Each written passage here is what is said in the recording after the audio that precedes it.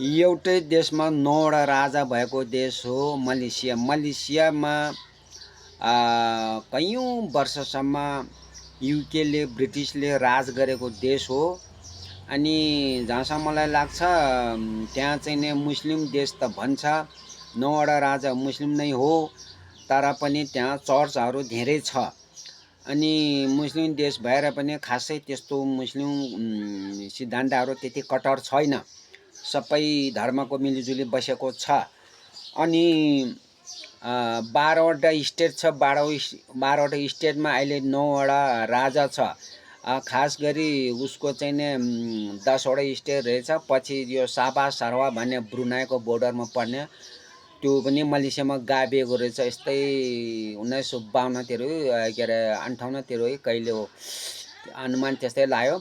त्यो दुईटा स्टेट चाहिँ इन्डोनेसियाले लडाइँ गरेर लिनु खोजेपछि ब्रिटिस आर्मीले लखारिदियो अनि ब्रिटिसले राज गर्यो मलेसिया। अनि त्यो साबा सारवा ब्रिटिसले राज गर्यो। पछि 1957 ब्रिटिसले जाने बेला मलेसियालाई दिएर गयो।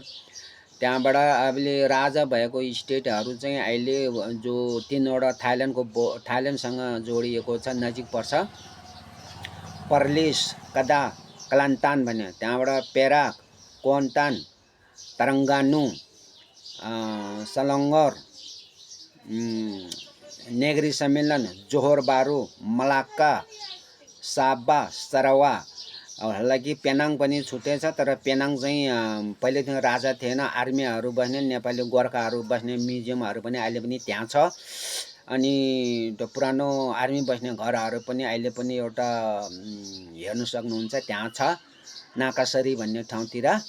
अनि त्यो के अरे यो मलाक्काको राजा, साबा सरको राजाहरू लडाइँ हुने बेलामा भागिएको, राजै त्यागेर भागिएको। अनि 9वटा स्टेटमा 9वटा राजाहरूले जो भत्ता पाउनुपर्ने सुविधाहरू सबै छ, सिक्युरिटी गार्ड, पुलिस, त्यो सबै बडीगार्ड, यो नाति प्लातीले पनि सबैले चाहिँ भत्ता पाउने सिस्टम अहिले पनि छ त्यहाँ। र त्यत्रो राजाले भत्ता नाति पलातीसम्म सबै सुविधा खाएर पनि उनीहरूको देश बनेकै छ। तर अङ्ग्रेजले राज गरेको देश भएर हो कि के हो, त्यहाँ धेरै इन्डिपेन्डेन्ट भन्नाले फ्रिडम छ। मुस्लिम देश, मुस्लिम राजा त भन्छ, तर धेरै फ्रिडम छ त्यहाँ, त्यति कट्टर छैन। सबै जातका मान्छेहरू धर्मका मान्छेहरू मिलेर बसेको छ। अनि चर्चहरू पनि धेरै नै छ।